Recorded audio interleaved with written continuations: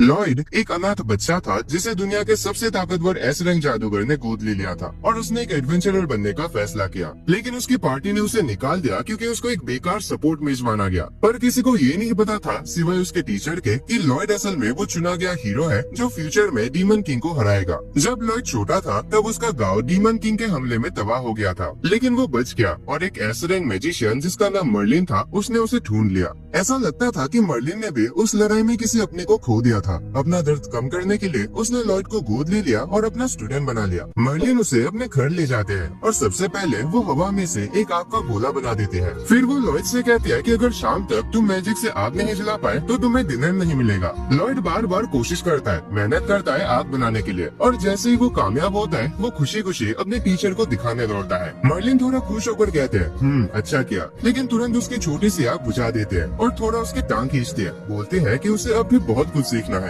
इसके बाद वो उसे जमीन से पानी बुलाने का जादू सिखाते हैं, मतलब वाटर मैजिक सिखाते हैं, और लॉयड पहले बारी में ही कामयाब हो जाता है। लेकिन मर्लिन उसकी तारीफ करने के बजाय फिर से थोड़ी अकड़ दिखाने लगते हैं और उसे पानी में डुबा देते हैं, ये कहकर कि वाटर मैजिक इसको बोलते हैं, तुम्हारे उस पिचकारी को नहीं। दिन बीतने लगते हैं और लॉयड नए नए मैजिक सीखने लगता है, लेकिन मर्लिन कभी उससे पूरी तरह खुश नहीं होती। एक बार जब लॉयड मर्लिन की एक बर्फ से मूर्ति बनाता है तो वो अपने मैजिक का यूज करके उसे एक सबक सिखाते हैं। वो मूर्ति को कंट्रोल कर लेते हैं और लॉयड को पकड़ लेते हैं, फिर मूर्ति को और बड़ा कर देते हैं। कहते हैं कि उसमें अभी भी स्किल्स की कमी है। फिर वो मूर्ति को तोड़ देते हैं और लॉयड जमीन पर गिर जाता है। लेकिन लॉयड एक भोला लड़का है तो वो मर्लिन की बात पे पूरा विश्वास करता है और वादा करता है कि वो और मेहनत करेगा अपनी कमी दूर करने के लिए। कुछ दिन बाद मर्लिन को एक बहुत ही बुरा हैंगओवर होता है और लॉयड अपना मैजिक यूज करके उसका इलाज करता है। जैसे मर्लिन ठीक होते है वो लॉयड को गले लगाकर उसका शुक्रिया अदा करते हैं, लेकिन अगले ही पल वो उसे बाहर खींच ले जाते हैं मैजिक प्रैक्टिस करने के लिए। समय बीतने लगता है और एक रात मर्लिन कुछ पुरानी किताबों को पढ़ते हैं, एक परेशान और दर्द भरी एक्सप्रेशन के साथ। तभी लॉयड वहाँ आता है उसे डिनर के लिए बुलाने, और जैसे ही वो उठती है उससे किताब गिर जाती है। लॉयड उसकी मदद करता है किताब उठाने में, लेकिन जैसे ही उसका हाथ किताब को छूता है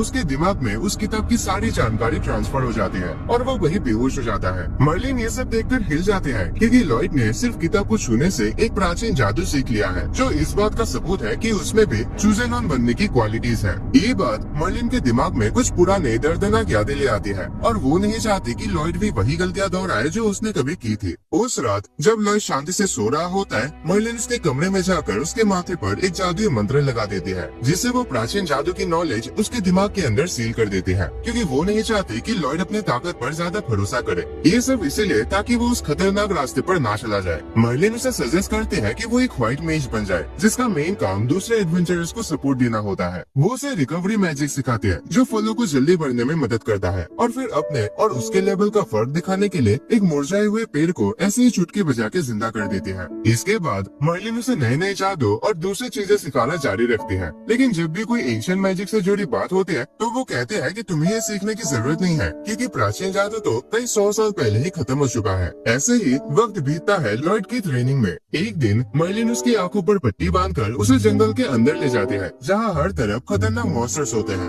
उसे सिर्फ एक चाकू देते हैं और कहते हैं कि एक हफ्ते के अंदर घर वापस पहुँचना है अपने मैजिक का इस्तेमाल करके। वो उसे कुछ बोलने का मौका भी नहीं देती और तुरंत वहाँ से भाग जाते हैं। लॉयड हैरान और डरा हुआ रह जाता है। तुरंत बाद एक भीड़िया जैसा मॉन्स्टर वहाँ आता है और लॉयड मुश्किल से उसे बचने के लिए एक पेड़ पर चढ़ जाता है। उसे समझ आता है कि व्हाइट मेज के स्पेल से वो मॉन्स्टर को हरा नहीं सकता, इसीलिए उसका बस एक ही रास्ता है, हर खतरे से बचते हुए घर तक पहुँचना। सबसे पहले वो अपने मैजिक सेंस का यूज करता है घर का पता लगाने के लिए और फिर उस डायरेक्शन में चलना शुरू करता है। रास्ते में वो मैजिक का यूज करके फलों को पकाता है ताकि कुछ खा सके। रात के समय वो नए स्पेल्स बनाने की कोशिश करता है जो उसे सुरक्षित रख सके। वो अकेला ही अपना एक खतरनाक यात्रा जारी रखता है, नए जादुओं का इस्तेमाल करता है जो उसे खाना ढूंढने और तेज दौड़ने में मदद कर सके।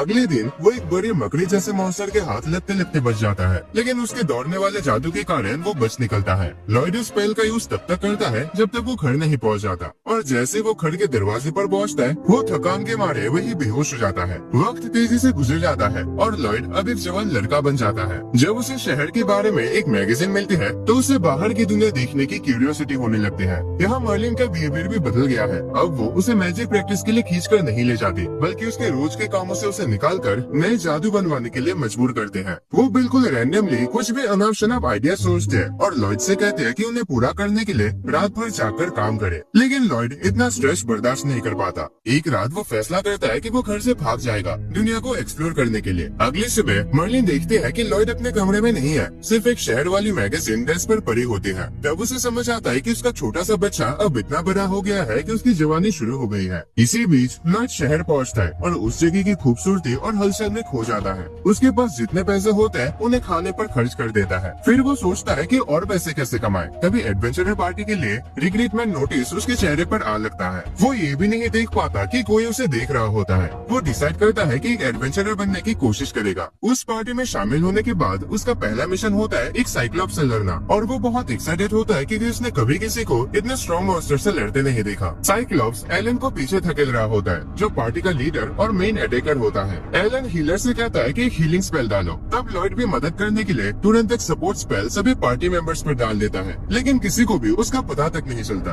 आर्चर तुरंत एक एरो साइक्लोप्स की आंख में मार देता है, जिससे साइक्लोप्स अंधा हो जाता है। जब साइक्लोप्स आर्चर पर हमला करता है, रेना जो उनके ग्रुप का टैंक है उसका अटैक रोकने के लिए दौड़ जाते हैं। रेना हैरान हो जाते हैं क्योंकि उसे पंच में कोई भारीपन महसूस ही नहीं होता। तब तक पार्टी का मेज साइक्लोप्स को बांध देता है, जिससे एलन को एक ही बार में उसे खत्म करने का मौका मिल जाता है। इसी वजह से एलन एक रात में ही स्टार बन जाता है और लोग उसे हीरो कहने लगते हैं। दूसरी तरफ लॉयड को पूरी तरह से इग्नोर कर दिया जाता है और उसे बस छुट्टे पैसे मिलता है क्योंकि वो एक कमजोर व्हाइट मेज है। वो ये पैसे एक्सेप्ट कर लेता है क्योंकि उसे लगता है कि वो सिर्फ इतना ही डिजर्व करता है। जब एलन कहता है कि चलो जीत का जश्न मनाते हैं, लॉयड तुरंत बहाना बना लेता है क्योंकि वो ड्रिंक नहीं करता। लड़के नाराज हो जाते हैं क्योंकि लॉयड ने एलन का ऑफर मना कर दिया, लेकिन एलन को कोई फर्क नहीं पड़ता क्योंकि वो लॉयड को अपने ग्रुप का हिस्सा मानता ही नहीं। एलन कहता है कि सब व्हाइट मेजेस बेकार होते हैं, लेकिन एक रखना पड़ता है गिल के रूल्स के चलते, और चाहे वो लॉयड हो या कोई और, कोई फर्क नहीं पड़ता। लेकिन रेना को लगता है कि कुछ तो है जो सब इग्नोर कर रहे हैं और उसे लॉयड के बारे में काफी क्यूरियोसिटी होती है। दूसरी तरफ जो आदमी